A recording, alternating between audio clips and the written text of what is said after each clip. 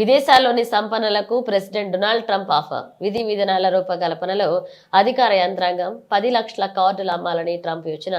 అమెరికాలో స్థిరపడాలనే ఆలోచనలో ఉన్న సంపన్నులకు ఆ దేశ అధ్యక్షుడు డొనాల్డ్ ట్రంప్ సరికొత్త ఆఫర్ను తీసుకురాబోతున్నారు.